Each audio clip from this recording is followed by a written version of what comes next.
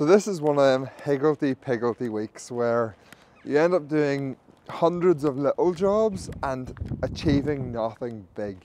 So this morning I spent some time starting to clean out this silage pit ready for second cut, hopefully next week. We have the new sower on the back of the 8S to do urea tomorrow.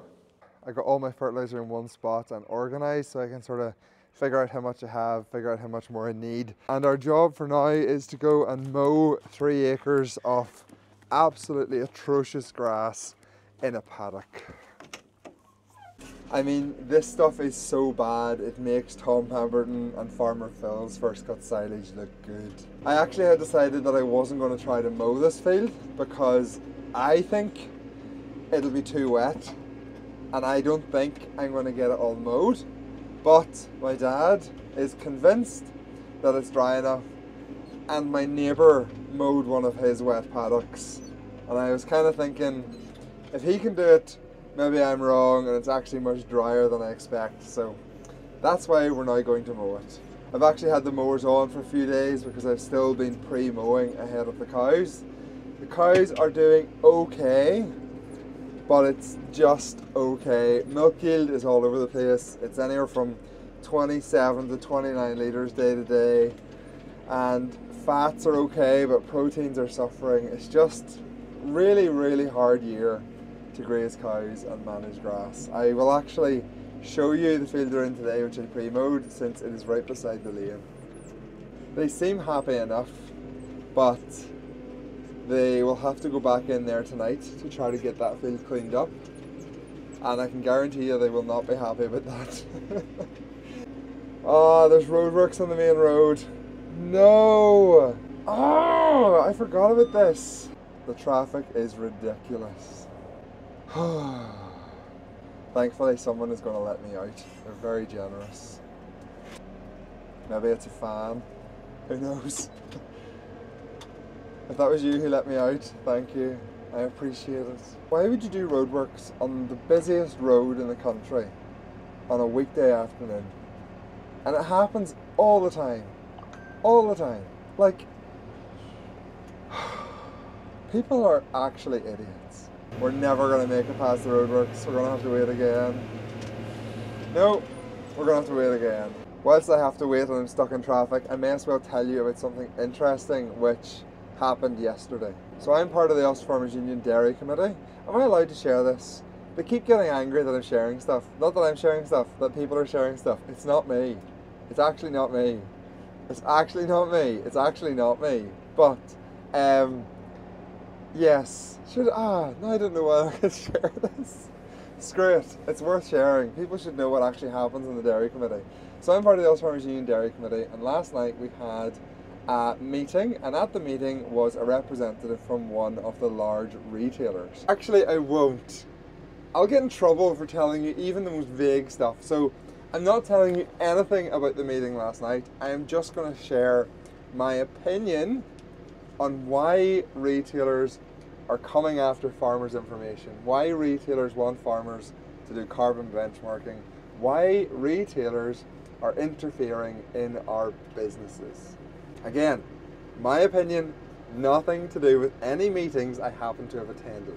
And it's not like this is a giant secret. Whenever the Greener Farm Commitment blew up in everyone's face, Tom Bradshaw said that the reason it was happening was because of this thing called ESG scores. And ESG scores are what I want to talk about. Essentially, ESG scores are the reason why there's been so much pressure put on farmers to provide this carbon information. It is not a legal requirement, it is not driven by consumers, it is a voluntary decision by the boards of these large retailers to go after these ESG scores. It stands for Economic Social Governance, and it is essentially a woke load of nonsense. Like, it is so left-wing, it is so liberal, it is so stupid that it blows my mind, but they have decided that they want to do this, so they are forcing everyone else into it. Right, let's mow some fields and then I'll continue this rant. It's going to be hard to judge what to mow and what to leave in this field, but I'll maybe err on the side of caution. So retailer boards and investors have decided that they want a good ESG score, and in order to get a good ESG score, they have to be seen to be reducing emissions. But it's not good enough to reduce the emissions in their own businesses. They have decided that they want to reduce emissions on the entire supply chain. So that's me and you and our businesses. Do we get consulted on this? No. Do we get rewarded for this? No. We are simply told what to do because they have all the power, because they are the giant retailers, and we are just the little insignificant farmers. Right, let's see how this goes, and then we'll continue the story. I told you this field was bad. You didn't believe me, but I told you it was bad.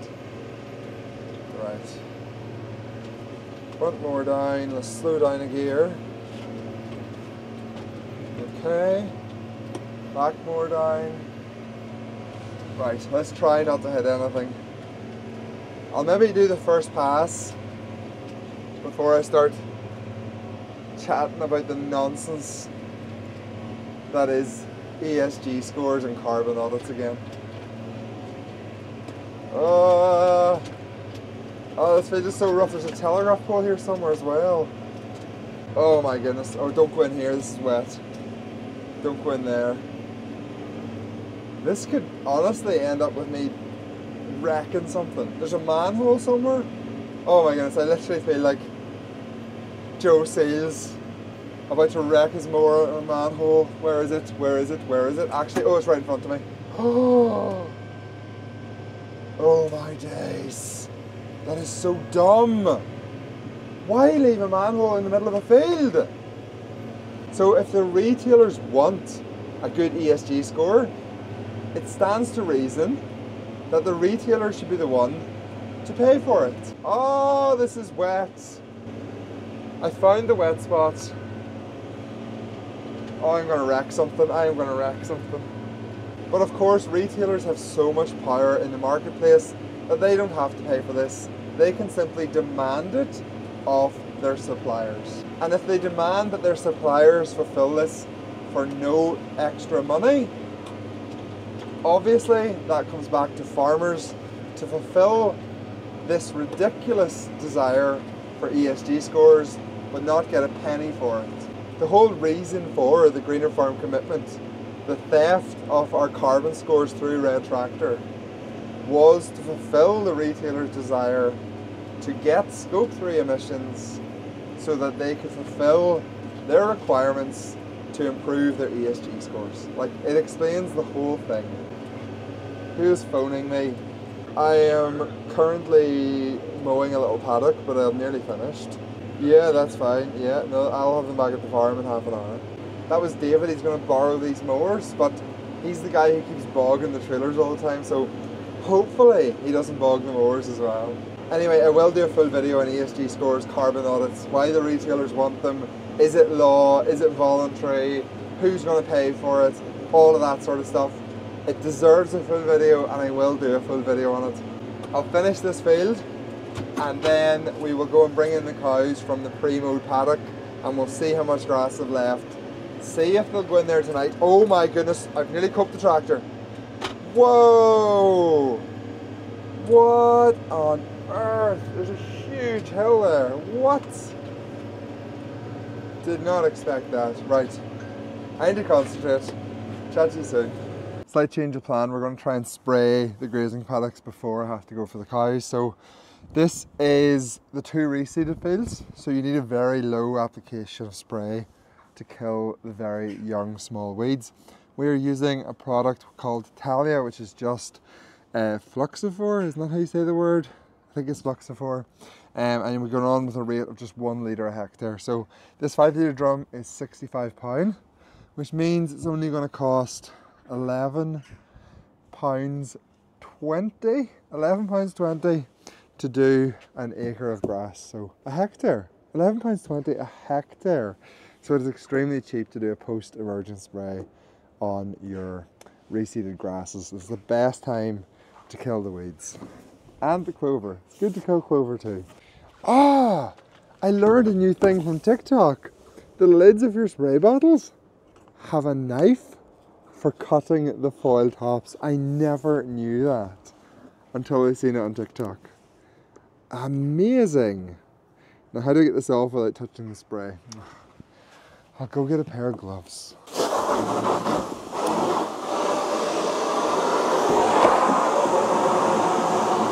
There was roundup in this last, so I'm going to run.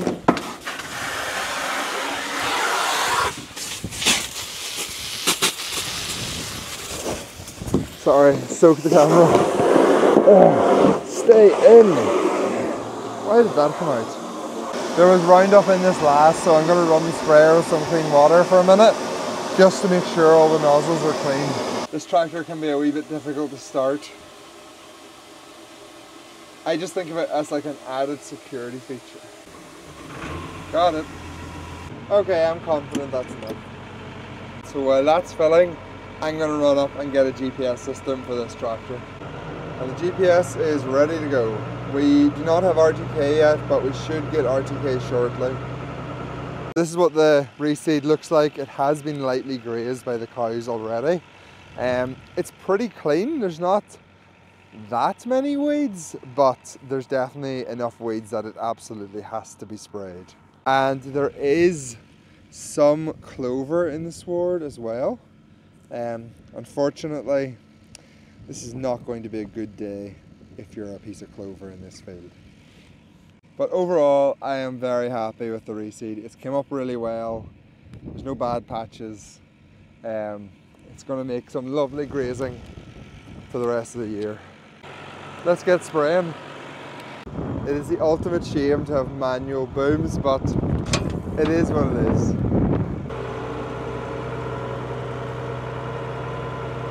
Careful not to hit the drinker.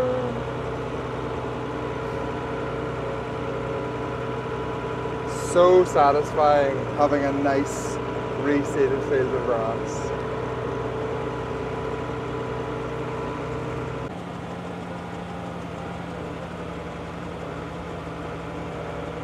Cows already in and being milked. I actually totally forgot I'd promised to film them coming in, so I have to move this mower and tractor, and then I'll take you down to the field and show you what way they left it after today. As expected, the cows left loads of grass today, so they're going to be back in here tonight, and they're not going to be that happy about it, but they'll get over it. They need to clean this field off much better, otherwise the grass will rot, it'll hurt the regrowth. It's just bad. So they'll be back in here tonight, and hopefully we don't see a milk yield drop because of trying to force them to eat grass they don't want to. Sometimes cows are just so fussy. So I have added another modification to my chimney, and to be honest, oh no, it's playing already. Oh my goodness, it's playing already. We are hooking on the sauna because we're doing a little sauna by a lake tonight, so that will give you another hint as to what my modification might be. Right, it's not the easiest thing in the world to put on yourself, but I'm well used to it now. So I have a vague idea of doing like a podcast kind of thing in a sauna, but it's not a podcast. It's just, the idea is very fluid still, but I've started preparing for it. How did my brother get this sauna in so awkwardly? How close am I to the chimney? Nice swivel. Oh, this is such an awkward thing to move. Right, we're nearly there. We even have lights. So the plan is to interview people in the sauna and make it like a clip show, essentially for TikTok, okay? So it's not like a half an hour or an hour long conversation. It's a 3-minute clip. And to make a clip successful, you need something which is catching people's attention. And that's where my new investment comes in. I have fitted a megaphone to the top of my chimney, so as I drive by in my sauna, I have an accompanying soundtrack. Best £80 I have ever spent. If you're starting to think that I'm an idiot, what took you so long? Anyway, I'll catch up with you tomorrow morning. I might get some clips of the sauna and stuff in there. I'm not sure, I probably will.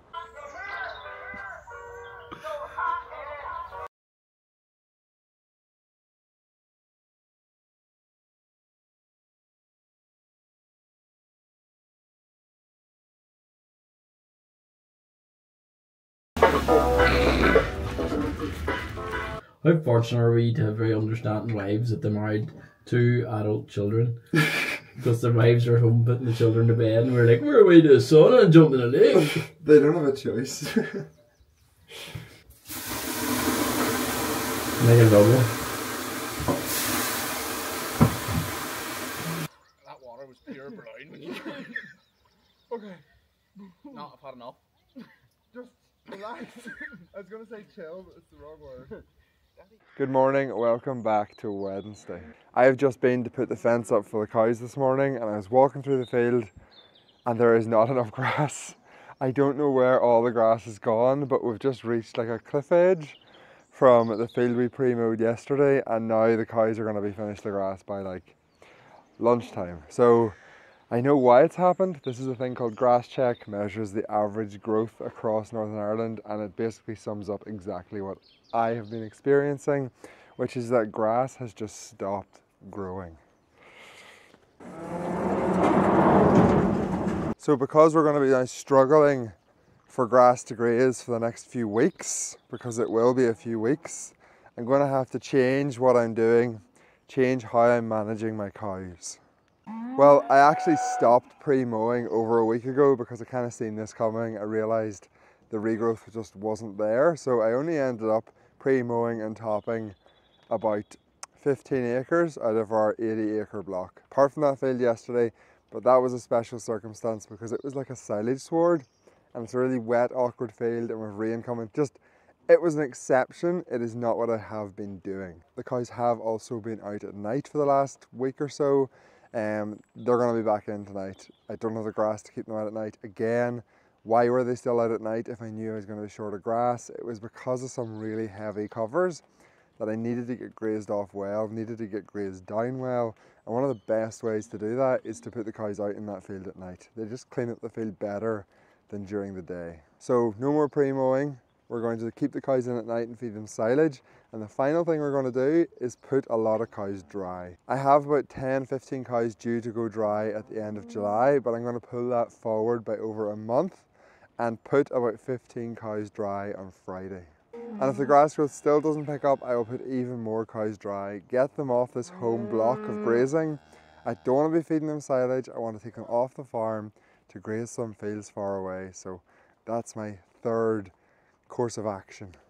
Farming is essentially just going from one problem, one crisis, one issue to the next continuously.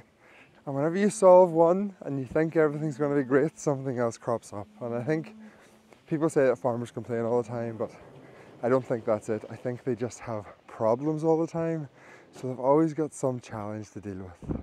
I thought I'd find a knife and I was like, happy days, but it's not the best. Should still work. Right, let's go get another bag.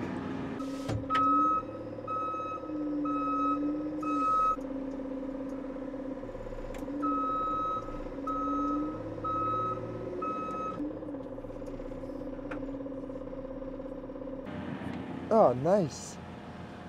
Very handy. I wonder could I fit 4 bags in?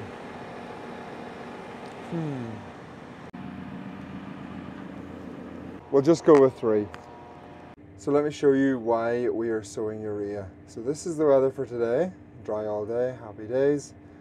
But then tomorrow, we have a big weather front moving in with lots of rain. And it's not like extremely heavy rain, it's just consistent all day rain. So it's perfect for urea. So now let's set up our sower. We have already selected urea. I have set the spreading vein positions. We've already done our border spreading configuration and everything. And then we're putting on 200 kilograms a hectare. So it's going to give it about 90 kilograms of nitrogen per hectare. We're at 24 meters. And we can go into our sower, everything's set up and ready to go. My dad and Calvin are doing slurry this morning, so I got the 2 slurry tankers hooked on and ready to go for them as well. I'll show you how the cows left the field after last night. Pretty well grazed off. There's a little bit of grass left, but it'll rot away to nothing. So it will make a good job of that field. The grass on it was terrible, tall, stocky, thin, just bad grass. So that should tidy it up nicely. So we're going to go and sow the little footery, stupid grazing fields, which are always neglected, get very little fertilizer every year and grow very little grass. So I want to get all of them done in one day with quite a high rate of nitrogen, like 90 kilograms a hectare of actual N, so that I can forget about them until probably late July, and then do one more day, cover them all again. I know I haven't missed any of them, I know they have fertilizer. It's just the best way to do it. The last time these fields were all sowed was the end of April, and one of them actually has still never been sowed because I couldn't get into the field that day. Hopefully I can get into that field today. I might not be able to get in still, but I think I had the front sower on that day. I think that's why I couldn't get in. At least I hope that's why I couldn't get in. But we'll find out shortly. I'll video me sowing the first field, and then I'm turning you all off, and I'm going to listen to a podcast all morning because I have really got back into politics in a big way with all of the elections that have been happening, and I am loving listening to some political podcasts at the minute. I know that's incredibly nerdy, but it's one of them things which I love to like dive into every like 5 years and get properly obsessed with it. In 2015-16, the most exciting point of my week was watching Question Time, or a show which was on after Question Time called This Week. I absolutely loved it. Ah, nettles. Don't get stung, don't get stung, don't get stung. I got stung! Frick! Ah. I hate nettles. Good old barbed wire chain, very handy. So this field was last sowed on the 25th of April and it got 47 kilograms of nitrogen. So it is way short of what it should get. This is the problem with these little paddocks, the little bad fields if you like, that they're just neglected. So on one side of the hedge you have a field getting 300 kilograms of nitrogen a year, and this field would probably not even get half of it. And really, it should be getting the same, it should be growing the same. I'm almost tempted to plough this field. But no, I said in my last video, no more reseeding for a while. Stop ploughing all your fields. Right, let's turn on our sower. Our height is correct. Discs on. Urea. Border spreading on. Turn on our spreader. Automatic section control. And away we go. 4-wheel drive is a good idea. Go into my GPS system, start recording an AB line, and we are ready to go. Hydraulic spreaders are great, by the way. If you're thinking of buying a fertilizer spreader and you have power beyond, go for hydraulic, much better. Now we have a tiny little bit to do in this corner, and that's us. And then we'll go into the next field. This is where the technology in this sower definitely saves you some money. It will just fill in the bit that I left in this corner perfectly. Amazing. Right, I'm going to go listen to some political podcast the rest of the morning. I'm probably going to be at this for 2 or 3 hours, so I'll pick up my camera again after dinner. So I never got my bales lifted. It's actually not baled yet. It'll probably be baled in the next couple of hours, but that's too late for me. I have someone coming with a double bale lifter to lift them, and my dad's going to go and lift a couple with the single bale lifter after milking. So I'm not going to get to video that. I'm sure you're all very disappointed, but I am not. I am extremely relieved, since there is no job worse than lifting bales. So we're going to finish this higgledy-piggledy hodgepodge of a video off by going for the cows, seeing what they graze the field like today, and looking at what they have ahead of them with regards to grass growth. I've actually spent the last half an hour or so trying to figure out whether I should buy fertilizer for 2025 now. Now that sounds really stupid, but the low point for fertilizer price for the last 2, possibly even 3 years has been June. So is that going to be the case again? And more importantly, is the price going to be low enough that it's worth buying the fertilizer, being out the money, and storing it for a year? That's really the big question. Come on! Come on! I'll give you a really quick summary of what I learned over the last half hour regarding fertilizer. Globally, all of the indexes that I checked say that fertilizer price is stable, maybe even falling a little bit. Gas prices are pretty much the same as where they were last year. Yara's gas prices, so what they're actually going to pay, because obviously they don't pay spot price, they fix ahead. You can actually see the gas price they're going to pay and they're expecting to pay in their quarterly reports. So in their quarterly report, they say that gas price for them in Europe is actually going to fall, so cost them less to manufacture. I heard an animal behind me and my heart just jumped because there's a bull in this field and it felt like something moving fast. So what else did I find out? In Yara's Q1 report, they also say that supply is going to be up, and as all of us farmers know, demand is definitely down because of the weather, and it's not just the weather here in Northern Ireland. There's also reduced demand in the UK because of the wet weather. So overall, I actually don't think the price is going to go up. I think the price has further to fall. And the reason why I've been thinking about this today is because Yara have done one of their usual tricks, one of their textbook tricks, which is to claim that there is an imminent price rise coming, withdrawing a price list, making everyone panic, trying to essentially stimulate demand with this fictional price rise. So I got a phone call from 2 different reps to say, do you want fertilizer? The price is going up, you better buy it now. Are you sure you don't want it? Yara's going to put the price up. And I think it's all just a total load of fiction. I don't think that there's any actual fundamental reason for the price going up. It is simply just that Yara needs to stimulate demand. And one of their textbook tricks is to pretend that the price is going to rise. Maybe put 10, 20 pound a tonne on certain products so that farmers actually see the price going up. And I'm not buying it this time. I made a big mistake in 2022. I bought fertilizer ahead. I knew I shouldn't have bought it ahead. I did know that, but Yara, the other fertilizer companies, the merchants, they all got in my head. I listened to their games. I bought the product. I made a mistake.